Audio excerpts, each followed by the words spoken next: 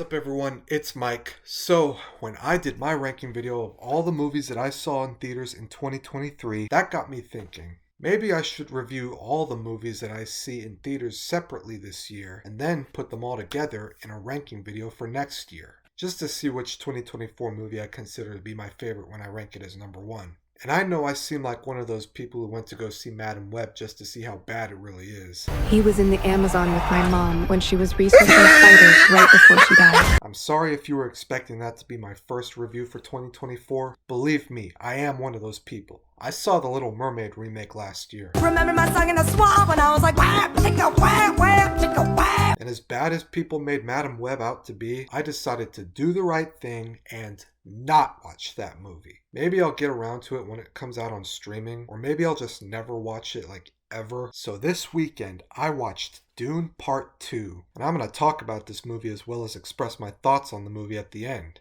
Now before I begin, I did watch the first Dune movie when it first came out. I watched it on HBO Max instead of theaters because Warner Brothers had this whole plan where their 2021 movie slate would be released in theaters alongside HBO Max for a month until it goes away and eventually comes back. Dune was part of that slate, and so my cheap ass decided to watch that on HBO Max instead of paying $300 for a movie ticket. However, I didn't rewatch that movie before seeing this one, nor did I watch the original Dune. Maybe someday I'll get around to it. Anyways, let's start with the story. It's gonna be a long one, so sit back and relax as I do my best to summarize the entirety of Dune Part 2. Oh, and one more thing.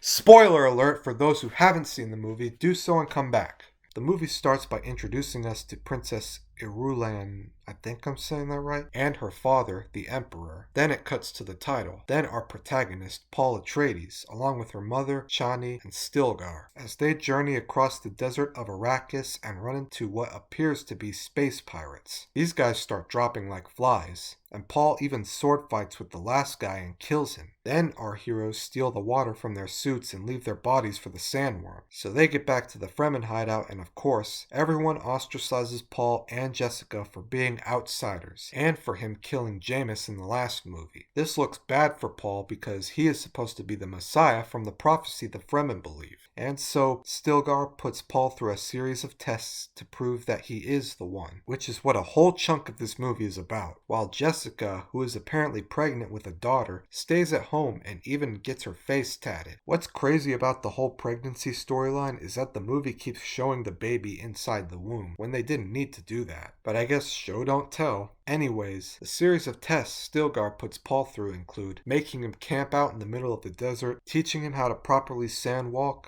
well, Chani mostly teaches him that, and how to call a sandworm as well as riding it on its back, which Paul accomplishes better than anyone ever could by calling a grandmother sandworm, the biggest sandworm there is. We learn later that the great-grandmother sandworm is actually the biggest sandworm, but still. He passes all the tests, and Stilgar names Paul in the Fremen tradition Usul. Meanwhile, the Harkonnens are out training to conquer Arrakis and enslave its people. Baron Harkonnen lets his nephew, Feyd Rautha, I think I'm saying that right, engage in a gladiator fight on his birthday, with the 3 remaining members of House Atreides. 2 of them are drugged, but 1 isn't. Feyd Rautha manages to kill all 3. Back in the desert, Paul and Gurney are reunited when they nearly kill each other. This makes the Fremen distrust Paul even more when Gurney starts saying some sketchy shit. Later on, it's revealed that, and this is a huge spoiler, Jessica is the daughter of Baron Harkonnen. That's right, Paul and Jessica are Harkonnens. Anyways, the Fremen get into this huge prayer circle, and Paul spouts a big speech in the Fremen language, which motivates everyone to fight back against the Harkonnens and reconvinces them that Paul is in fact the one. So there's this big battle sequence where even some of the sandworms get involved. Then everyone gets to the Emperor's palace where Paul meets his cousin for the first time. They fight with blades, Paul gets stabbed, Feyd Rautha dies, Paul spares the Emperor's life, and I think it ends on a cliffhanger for part 3. I don't know if that's ever gonna happen. So that's Dune Part 2. A great story, a great sequel, a great cast, and amazing effects. I really hope they use mostly practical effects with this one and CG to enhance the movie rather than the film being a whole movie on a green screen. That's less fun. Sure, it's harder work and requires the crew to leave their comfort of their air-conditioned studios to film in a dry